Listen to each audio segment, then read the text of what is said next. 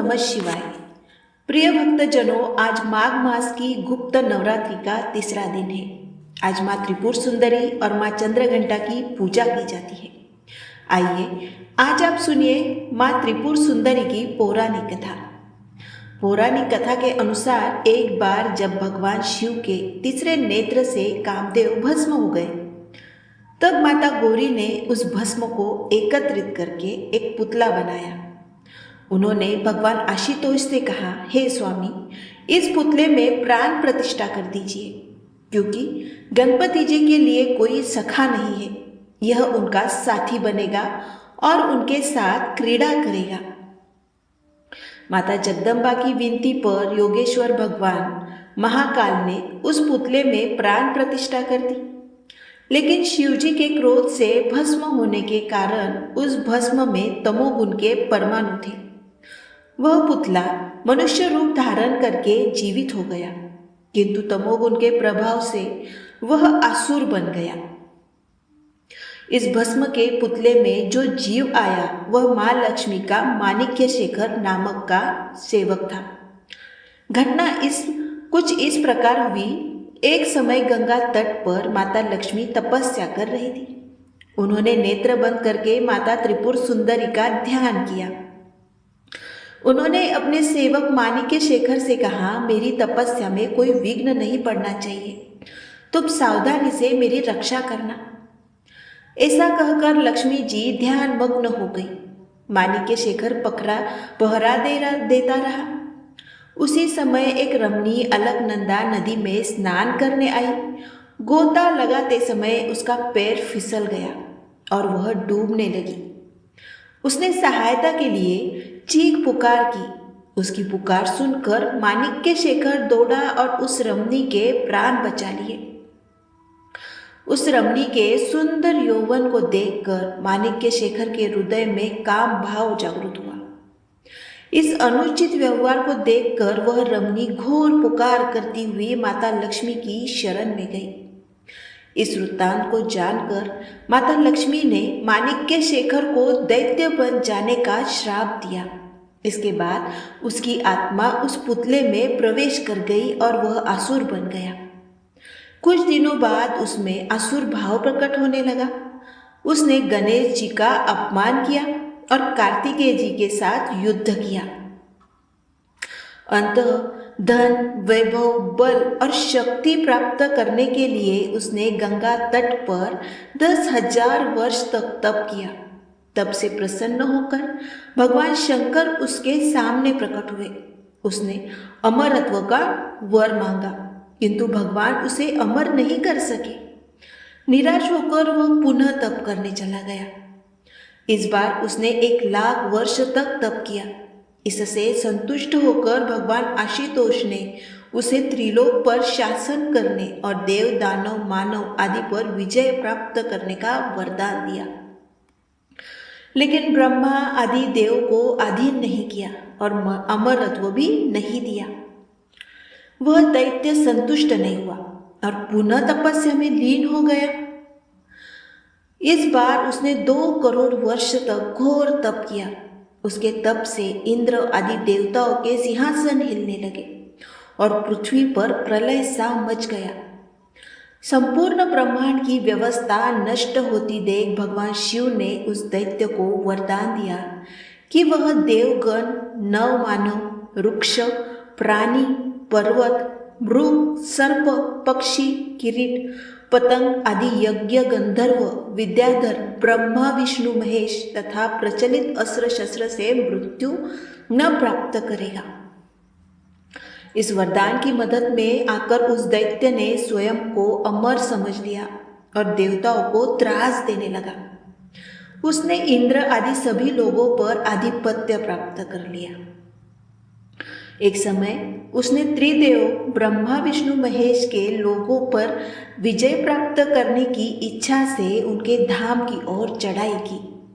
दैत्य को आते देख त्रिदेव अपने धाम सहित अदृश्य हो गए। कुछ समय बाद उस दैत्य की मनोवृत्ति इंद्राणी के प्रति आकर्षित हुई। इंद्राणी को यह ज्ञात होने पर वह अपने पिता पुलोमा के साथ माता पार्वती के आश्रम में कैलाश पर्वत पर रहने लगी। जब दैत्य को पता चला कि इंद्राणी कैलाश पर है तो वह अपनी सेना सहित कैलाश की ओर चल दिया। उस समय गणेश जी को पता चला कि उसका बचपन का सखा आ रहा है। वे प्रसन्न चित्त उसका स्वागत करने पहुंचे, लेकिन दैत्य ने गणेश जी के सम्मान का तिरस्कार किया और उनका उपहास किया।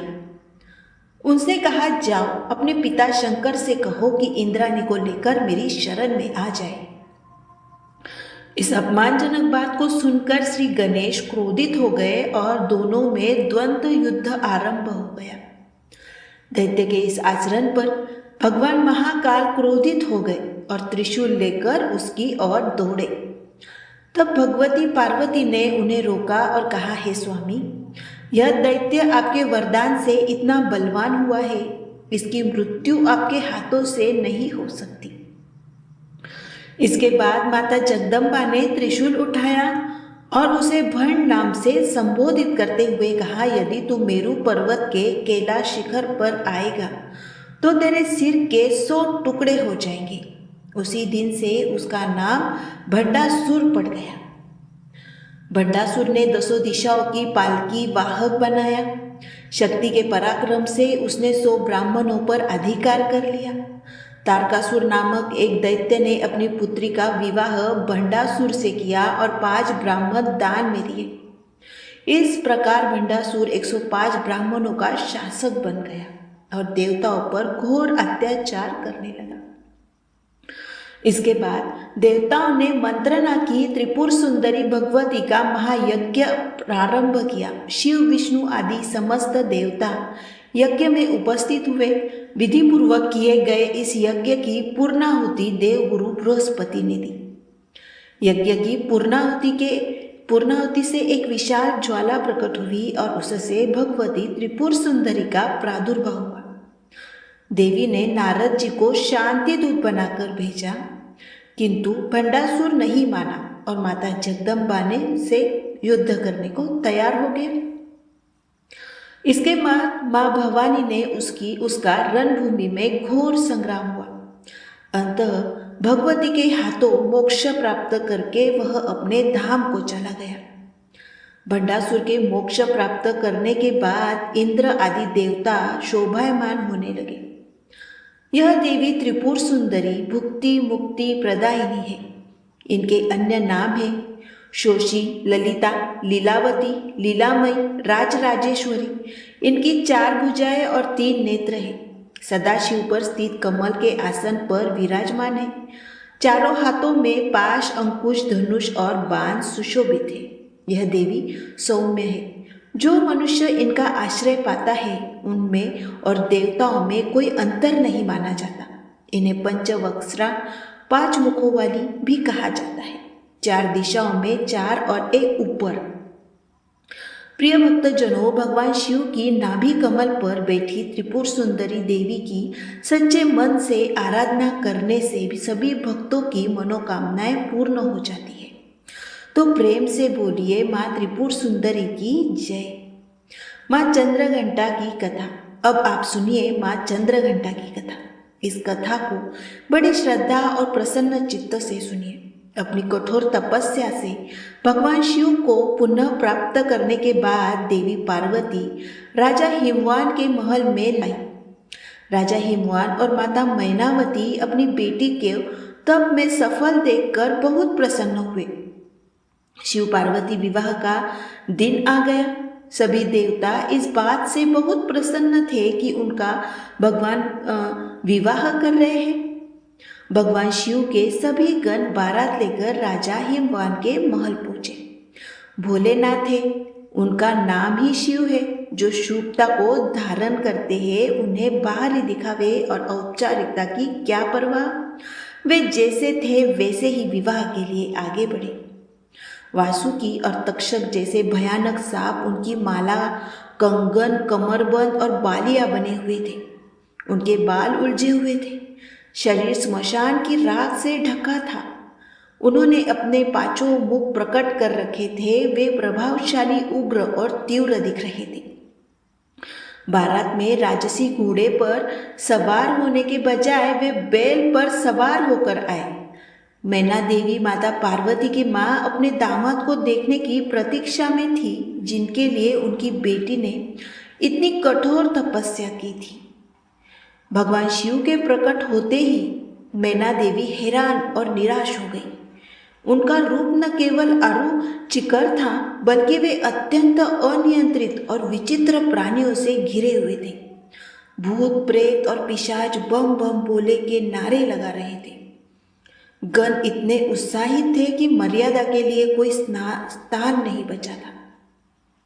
उनकी खुशी स्पष्ट थी, किंतु यह दृश्य किसी भी तरह सुंदर सा सुखद नहीं था।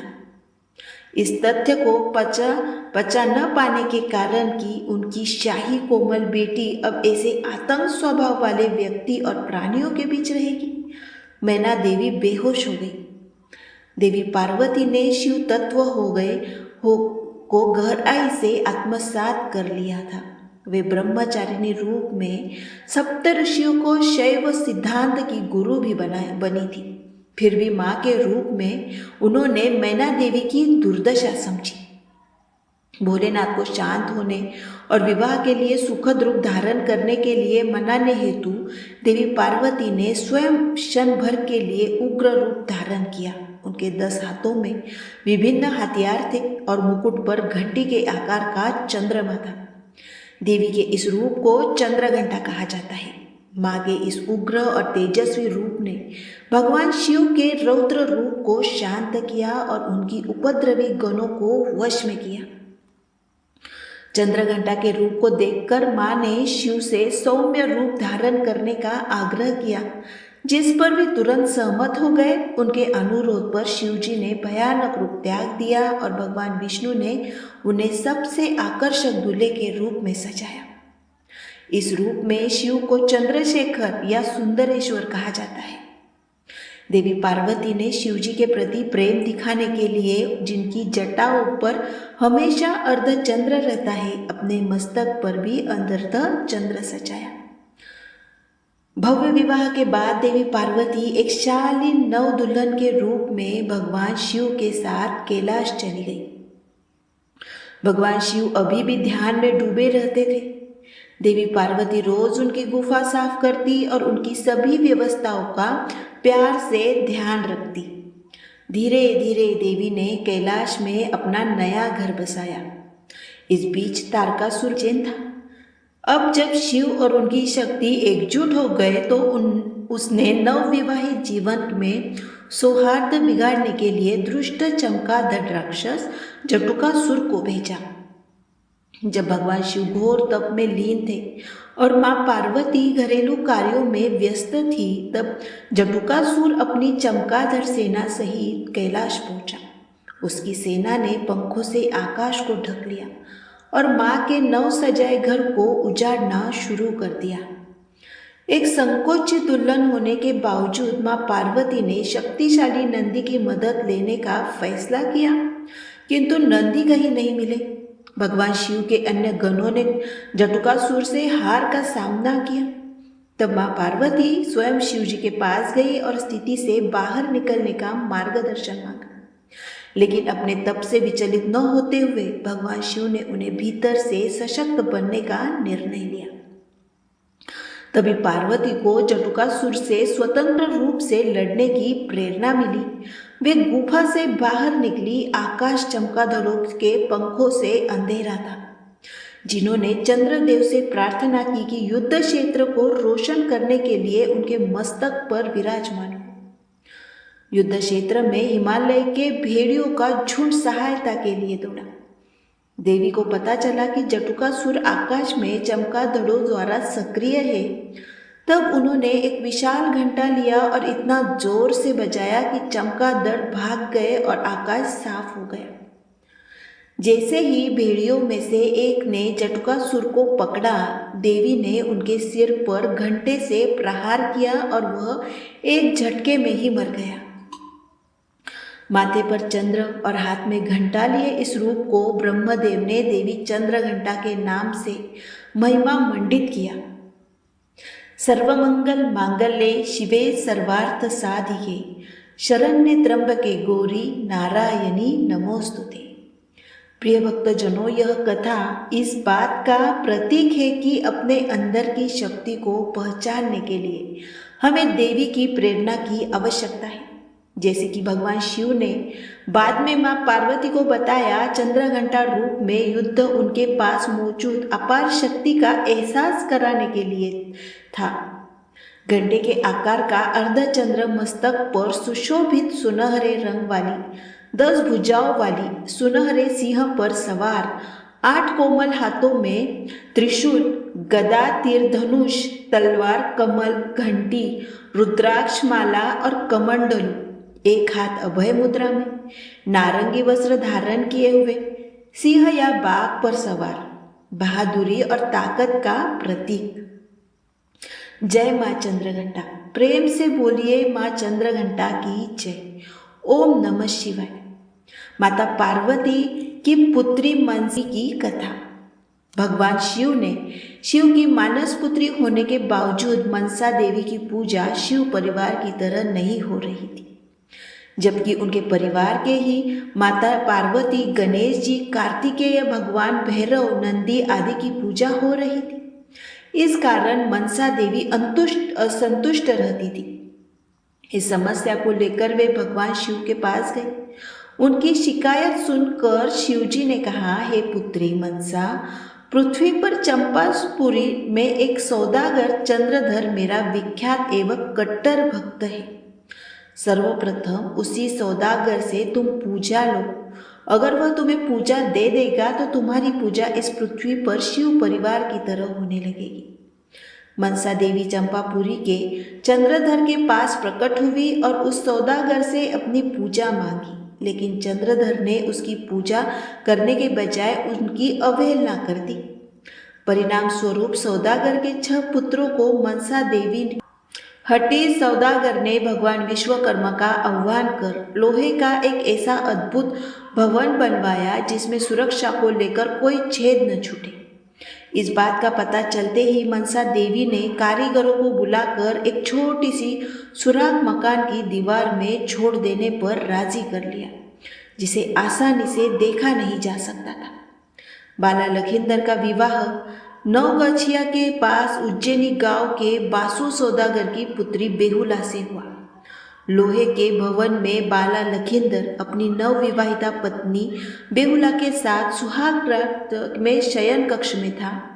मध्य रात्रि में सर्पदंश का शिकार हो गया। सर्पदंश का शिकार होते ही बाला लखींदर के उपचार एवं सर्पदंश झाड़ने के लिए चंपापुरी के वैद्य एवं ओझा सभी को बुलवाया गया, लेकिन देवी मनसा ने उन्हें रोक दिया। फलस्वरूप तेज विष के कारण लखींदर की मृत्यु हो गई। मृत्यु के बाद सती साध्वी बेहुला पति को पुनः जीवित करने के लिए संकल्पबद्ध होकर विश्वकर्मा जी का आह्वान करती है और विशाल नौका पर कई मंजिलों वाली मंजूषा बनवाई। उसे लहसन माली ने विविध चित्रों से सजाया। उसी मंजूषा पर बेहुला अपने पति के पार्थिव शरीर को लेकर चंपापुरी से स्वर्ग के लिए जल मार्ग से प्रस्थान करती है। उसने लाल साड़ी पहनी थी और सिंदूर लगा रखा था। नदी के किनारे उस शव को बहुत दूर ले गई। वह अपने पति को पुनः जीवित करने पर तुली हुई थी। बहुत दिनों तक उसने कुछ भी नहीं खाया था, जिससे उसका शरीर सूख गया था। लखींदर के शरीर से दुर्गंध भी आने लगी थी। उसके सारे शरीर में कीड़े पड़ गए थे, मात्र उसका कंकाल ही शेष रह गया था।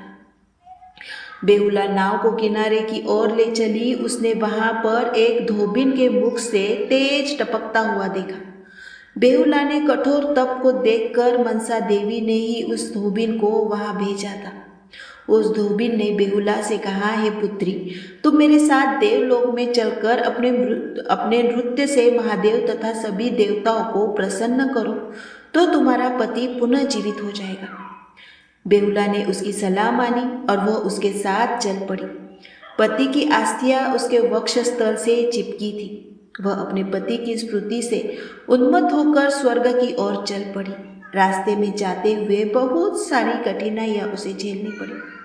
उसे रूह कपा देने वाली वैतरणी नदी को भी पार करना था, जो यमलोक में जाती थी। उसने गौ माता का आह्वान किया और कहा, हे गौ माता, यदि मैंने सच्चे हृदय से आपकी सेवा की है, मेरे मन में लेश मात्र भी छल कपट नहीं है, तो आप मेरी सहायता करें। यह सुनकर गौ माता तुरंत वहां प्रस्तुत हो गई और बेहुला को अपने पूंछ के सहारे बैतरणी नदी के पार करा दिए। इस प्रकार सती सावित्री बेहुला अपने पति को लेकर बैतरणी नदी को पार करती है। यमलोक होते हुए यमराज के प्रश्न का जवाब देते हुए उन्हें प्रसन्न करती है तथा बेहुला इंद्रासन पहुंच गई। बेहुला ने अपने सतीत्व, तेज एवं अटूट भक्ति से भगवान इंद्र को प्रसन्न कर लिया। भगवान इंद्र सहित सभी देवता ने उसे मनोवांछित वर मांगने को कहा, तो बहुला ने अपने पति को जीवन दान मांगा। इस प्रकार सभी देवताओं ने मिलकर माता मनसा देवी के अनुग्रह से उसके पति को जीवित कर दिया। तब बेहुला ने अंत में आकर देवताओं से कहा कि उसे अपने 6 ज्येष्ठ भाइयों का जीवन भी दान में चाहिए। भगवान इंद्र ने सहर्ष उसकी मांग स्वीकार कर ली। फिर क्या था, 7 भाइयों के साथ बेहुला चंपापुरी अपने ससुराल लौट आई और बहुला का भव्य स्वागत किया गया। माता मनसा देवी यहाँ प्रकट हुई और बेहुला के समक्ष पुनः अपनी पूजा का प्रस्ताव रखा। तो बेहुला के ससुराल के सभी लोगों ने माता मनसा की पूजा को देना स्वीकार किया, लेकिन चंद्रधर अपनी जगह अड़िग रहा। उसने की घोषणा थी, मेरा दाहिना हाथ शिव जी की पूजा को ही अर्पित है, इसलिए मैं पूजा नमन मात्र भगवान शिव का ही करूँगा। घर के सभी परिजनों ने मिलकर हट्टी सौदागर को देवी मनसा की पूजा करने के लिए मना लिया। चंद्रधर ने हामी तो भर, लेकिन अपने बाएं हाथ से मनसा देवी को पूजने के लिए फूल और नैवेद्य अर्पित किए। पूजा के लिए भव्य मनसा विषहरी मंदिर का निर्माण हुआ। कहा जाता है कि तभी से मनसा देवी की पूजा शिव की मानस कन्या के रूप में होने लगी। उस वक्त मनसा देवी ने बेहुला को आशीर्वाद दिया कि दुनिया की सती नारियों में उसका स्थान सुरक्षित रहेगा और उच्च रहेगा, और मनसा देवी की पूजा के साथ ही बेहुला की भी पूजा की जाएगी। तो प्रेम से बोलिए, माता मनसा देवी की जय। जय माँ मनसा देवी। ओम नमः शिवाय। जिस प्रकार आपने बेहुला के पति का जीवन सुचारू रखा, उसे जीवन दान दिया, आप अपने भक्तों की सभी सुहागिनों की सुहाग को अमर रखना। जय माता मनसा देवी। जय माँ भवानी। ओम नमः शिवाय। दुर्गा चालीसा का पाठ। नमो नमो दुर्गे सुखकरणी, नमो नमो दुर्गे दुखहरणी। निरंकार है ज्योति तुम्हारी, तिहु लोक फैली उजियारी। शशि ललाट मुख महाविशाला, नेत्र लाल भ्रुकुटी विकराला। रूप मातु को अधिक सुहावे, दर्शन करत जन अति सुख पावे। तुम संसार शक्ति लेकीना, पालन हेतु अन्य धन दीना। अन्नपूर्णा हुई जगपाला, तुम ही आदि सुंदर बाला। प्रलय काल सब नाशन हारी, तुम गौरी शिव शंकर प्यारी। शिव योगी तुम्हारे गुण गावे, ब्रह्म विष्णु तुम्हें नीत ध्यावे। रूप सरस्वती को तुम धारा, दे सद्बुद्धि ऋषि मुनि उबारा। धरयो रूप नरसिंह को अम्बा, प्रगट भई फाड़ कर खंबा। रक्षा करी प्रहलाद बचायो, हिरण्याक्ष को स्वर्ग पठायो। लक्ष्मी रूप धरु जगह माही, श्री नारायण अंग समाही। क्षीर सिंधु मेर करत विलासा, दया सिंधु द्विज मन आसा। हिंगलाज में तुम्ही भवानी, महिमा अमित न जात बखानी।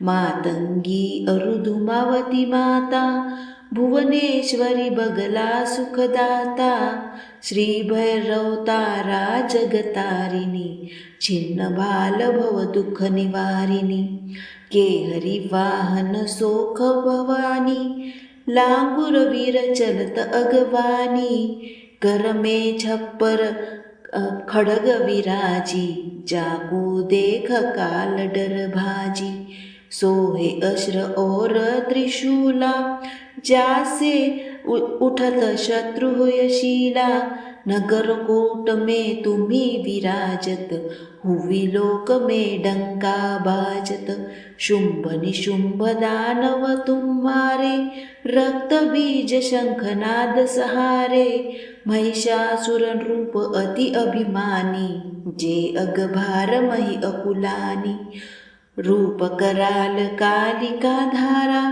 सेन सहित तुम तिनि सहारा, परिगाड संतन पर जब जब, भई सहाय मातु तुम तब तब, अमरपुरी अरुबा सवलोका, तब महिमा सब रहे अशोका, ज्वाला में है ज्योति तुम्हारी, तुम्हें सदा पूजे नर नारी, प्रेम भक्ति से जो यश गावे, दुख दरिद्र नहीं आवे, ध्यावे तुम में नर मन लाई, जन्म मरण ताको छुट जाई, जोगी सूर मुनि कहत पुकारी, योग न हो बिन शक्ति तुम्हारी, शंकर आचार तप कीनो, काम अरु क्रोध जति सब लीनो, निश दीन ध्यान धरो शंकर को, काहू काल नहीं सुमिरो तुमको,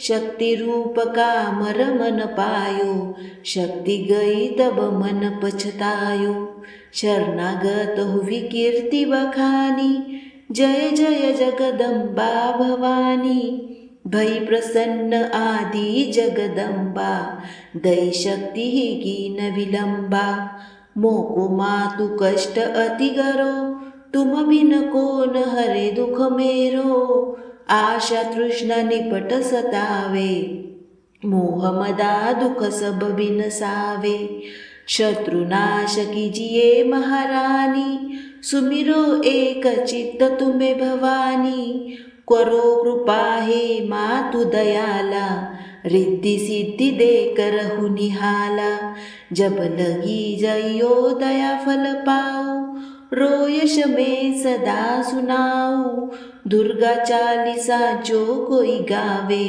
सब सुख भोग परम पद पावे, देवी दास शरण निज जानी, करहु कृपा जगदम्बा भवानी।